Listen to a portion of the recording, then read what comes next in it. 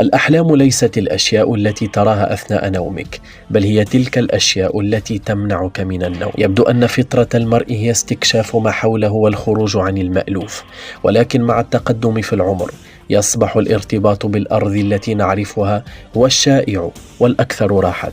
فالإرادة الحرة للإنسان مثل عضلات الجسد، تحتاج إلى التدريب والتمرين لتقويتها، ومع مرور الوقت والمواظبة على التمارين تقوى تلك العضلة، ولا يجد صاحبها المقاومة التي كان يلاقيها من قبل إذا هم بفعل نفس الشيء. إذن ففي الحالة الأولى يسمى الحصول على الدوبامين عن طريق الاستهلاك إدمانا، أما في الحالة الثانية فالحصول على الدوبامين عن طريق الإنتاج يسمى شغفا.